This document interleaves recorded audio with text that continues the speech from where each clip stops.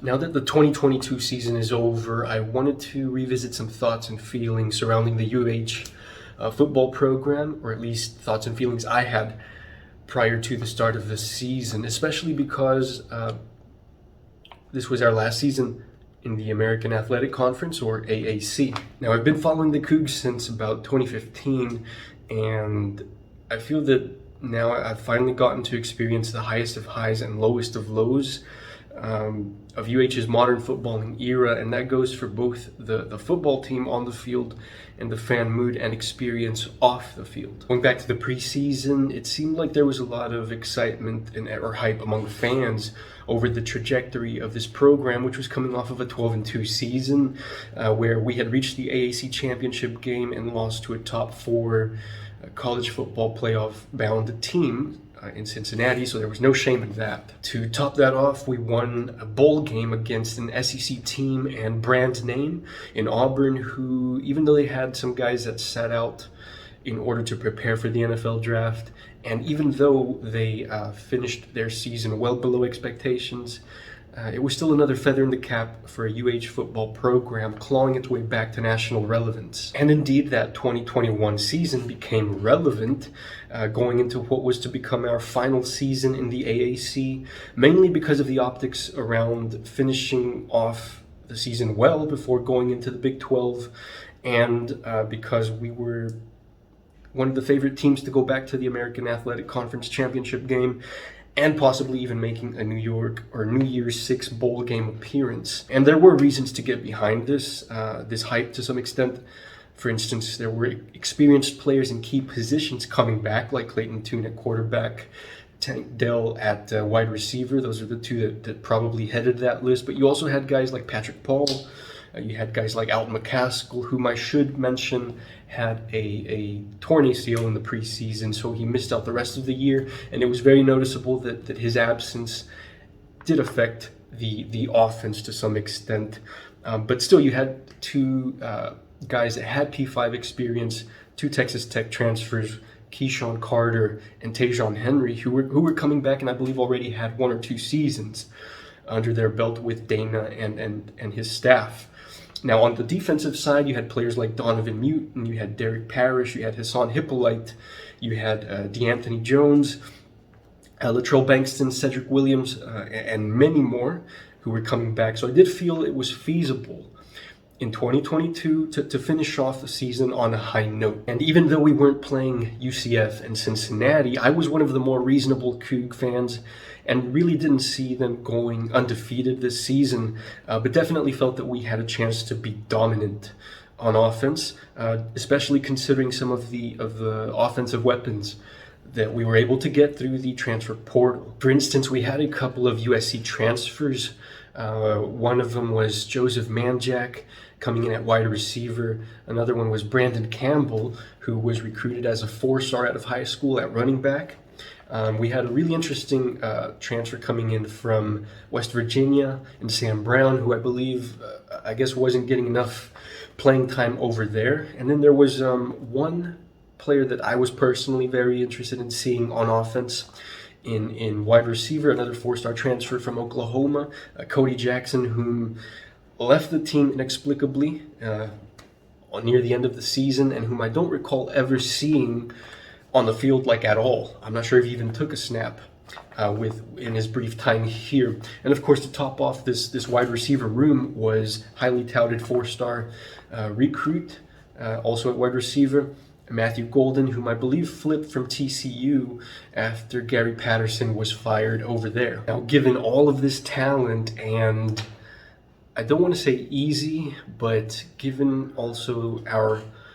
unremarkable schedule, I felt it was possible to run the table in the AAC and end our time in this conference on a high note. Instead, we finished 8-5 if you include the bowl game. And although that's an okay-ish record,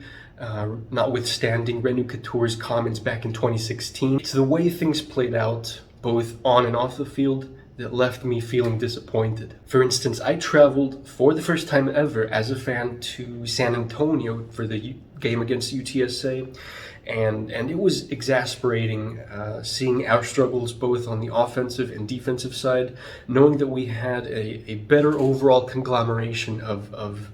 experienced and athletic talent on both sides of the ball. Regardless, being able to eke out a win against a tough, good, and also experienced, and also somewhat veteran UTSA team at their home in front of a hostile environment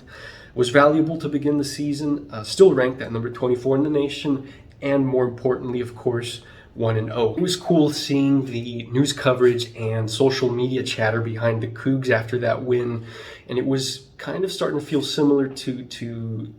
the fandom fervor that I hadn't seen since around the latter half of the 2015 season through the maybe middle of the 2016 season. Then it felt like all the excitement and all the momentum behind that, and of course the excitement about going into the Big 12 just fell flat on its face when we couldn't secure a win at Texas Tech in the final seconds, and then again at home when we were not able to win, when we let the game slip through our hands after being up by 2 touchdowns against a future Big 12 rival in Kansas, who was 2-0 at that time.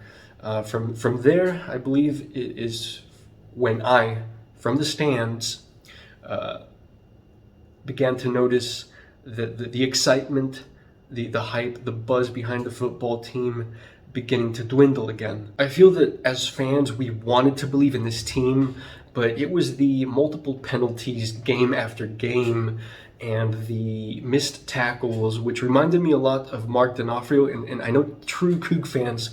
will know who I'm talking about there with when he took over defense back in the 2017, 2018 seasons, I believe. But yeah, it was all those missed tackles, missed assignments, the blown coverages, all that made it hard to feel confident that this coaching staff was going to be able to steer the team back in the right direction, especially in terms of what this meant being the last season in the AAC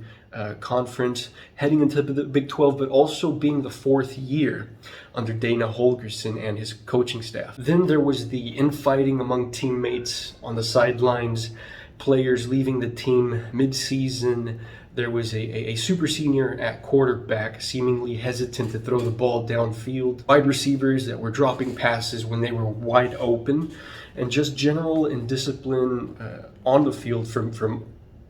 everyone, from all the teams, special teams, defense, offense, you name it. The coaching staff left a lot to be desired too, starting with Dana and his lack of self-awareness and accountability during post-game press conferences. But there was also, the boring offense that was predictable, boring, and seemed to want to run the ball through the middle no matter how many times they tried and no matter how many times it failed. And then they finally tried to throw the ball, often at 3rd and long, only to fail at getting the first down and having to punt, then rinse and repeat over and over again. Defensive coordinator Doug Belk was a hot up-and-coming name after leading Sac Avenue successful 2021 season. He did have a couple of key injuries in positions that were covered by experienced players who were returning at the beginning of the season, but he just wasn't able to coach up the freshmen and the incoming transfers to be able to give a consistent and adequate performance. I mean, the defense managed to shut down East Carolina, for instance, who had been putting up points up until that point, no pun intended, but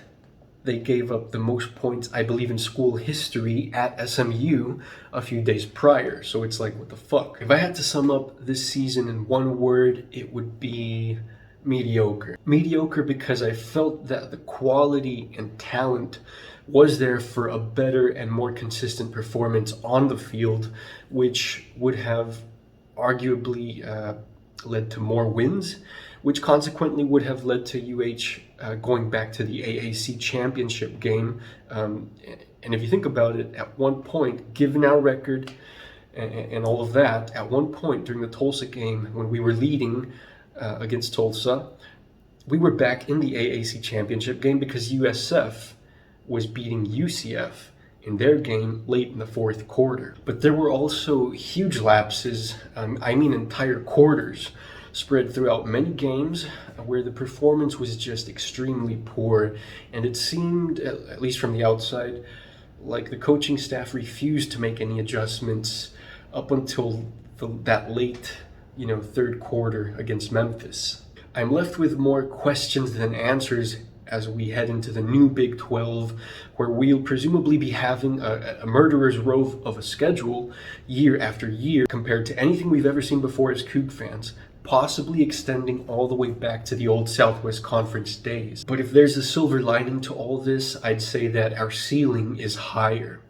Not only will the school be reeling in significantly more money than the AAC was able to offer, but old Southwest Conference rivalries will be rekindled, which I believe is very important for us fans and alumni, young, old, and incoming. A path is now set for potentially reaching a college football playoff, especially with the CFP expanding to 12 teams in 2024. And given the quality of teams we'll be playing or facing, this will likely bring greater national exposure and in-city news coverage that will only help to increase the reach and growth of the UH brand. This will hopefully trickle all the way down to your average everyday Houstonian,